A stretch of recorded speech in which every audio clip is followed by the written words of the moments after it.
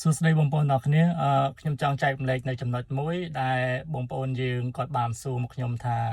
អឺការពីគាត់លេងឆ្នោតហ្នឹងគឺកូនគាត់ដែលដាក់ទៅជាមួយនឹងអាយុ18ឆ្នាំហើយឥឡូវហ្នឹងនៅពេលប្រកាសលទ្ធផលឆ្នោតគាត់បានជាប់ហើយកូនគាត់ហ្នឹងអាយុដល់21ឆ្នាំហើយអញ្ចឹងតើគាត់ត្រូវធ្វើបែបណាបន្តទៀតបាទនេះគឺជាសំណួរមួយដ៏ល្អហើយខ្ញុំចង់ចែកម្លែកឲ្យបងប្អូនយើងដឹងឲ្យបានគ្រប់គ្នាតើតើជាមួយចំណុចនេះបងប្អូនជាទូទៅបានដឹងហើយថាយើងជាបេក្ខជនដែលដាក់ឆ្នោតហ្នឹងមានសិទ្ធិដាក់កូនទៅជាមួយដែលពុំទាន់រៀបការអាយុក្រោម21ឆ្នាំអញ្ចឹងបងប្អូននៅពេលចុះឈ្មោះលេងឆ្នោតបងប្អូនអាចដាក់ពួកគេចូលទៅជាមួយបានប៉ុន្តែនៅពេលដែលជាប់បងប្អូនស្រាប់តែដឹងថាកូនហ្នឹងអាយុចូលដល់21ឆ្នាំហើយអញ្ចឹងអ្វីដែលយើងត្រូវធ្វើគឺយើងត្រូវដាក់កូនដែលចូលទៅជាមួយនៅក្នុងទម្រង់ DS 210ហ្នឹងប្រសិនបើកូនអាយុក្រោម21ឆ្នាំគឺយើងមានសិទ្ធិយកកូនហ្នឹងទៅដោយស្វ័យប្រវត្តិប្រសិនបើយើងបានជាប់សម្ភារទឹកតការវីសាហ្នឹងគឺកូនហ្នឹងបានទទួលដែរប៉ុន្តែសម្រាប់កូនដែលលើស21ឆ្នាំគឺគេមានលក្ខខណ្ឌគេមួយដែលគេហៅថាChild Status Protection Act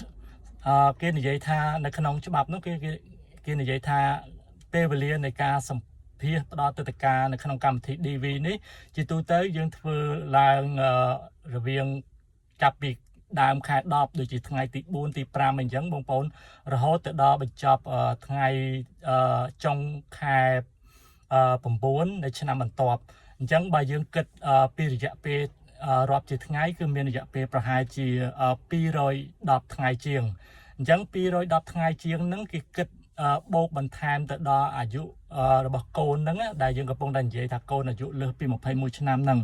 ឧទាហរណ៍ថាកូនហ្នឹងកើតនៅថ្ងៃទី1ខែ1ឆ្នាំដូចថា2004នៃខ្ញុំឧទាហរណ៍អញ្ចឹងប្រសិនបើយើងគិតថានៅក្នុងឆ្នាំខាងមុខដែលក្នុងកំឡុងពេលសម្ភាសហ្នឹងកូនហ្នឹងអាយុបាន21ឆ្នាំប៉ុន្តែត្រូវបូកចំនួន210ថ្ងៃជាងខ្ញុំអត់ប្រកាសទេបងប្អូនដោយសារតែយើងពេលវេលានៃការផ្ដល់ទឹកតការសម្ភាសហើយនឹងបញ្ចប់ហ្នឹងគឺវាអាចខុសគ្នាតិចតួច